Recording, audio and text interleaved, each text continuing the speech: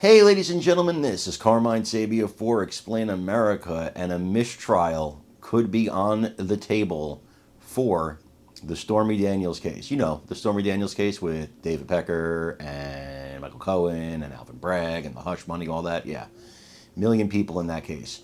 Well, looks like it's headed for a mistrial, or at least could be. Before we get started, please make sure you like, comment, share, and subscribe. Those little things really help us out, and they help our channel continue to grow. Jury selection is a tough process, and back at the beginning of this case, when jury selection was going on, they lost two jurors that were selected already.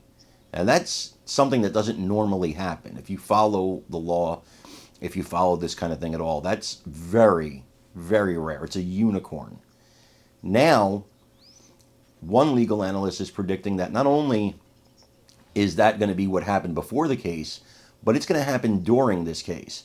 He believes that identities are going to get leaked. People are going to know in these jurors' families, hey, you're on the trial, and start asking questions and start putting pressure on their family members and causing jurors to leave this trial because they're going to get freaked out. He believes all 6 alternates are going to be used, and there's a chance that even after they're used, somebody else jumps off that jury. That's it. That's it. You got a mistrial because you need 12 jurors. This is a very distinct and real possibility, and it's something that I think Alvin Bragg and the prosecution are very concerned about. I want you to listen to this legal expert and then let me know what you think. As always, please remember to like, comment, share, and subscribe. I'm Carmine Sabia for Explain America. We love you guys. God bless you. Take care, everybody. Sides have kind of exhausted their challenges to strike various potential jurors. How quickly the judge should move forward and pick jurors? It's a good indicator to me if we're thinking about how is this trial going to move. And I credit that largely to the judge. He ran this process efficiently, by all indications fairly. He's kept it from becoming too much of a circus thus far. And I will say the lawyers on both sides have not been obstructionists.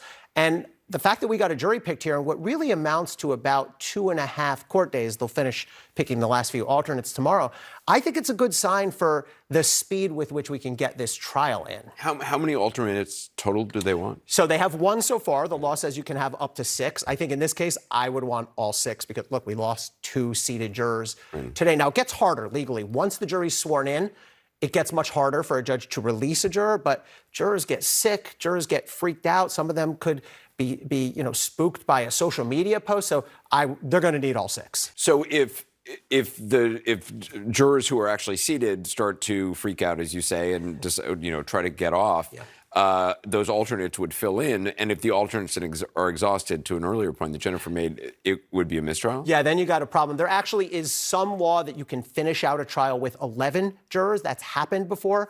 The judge has a little bit of discretion here. I don't think we're going to cycle through all 6 alternates. I mean, that would be quite extreme, but I would bet we're going to lose 1 or 2 along the way.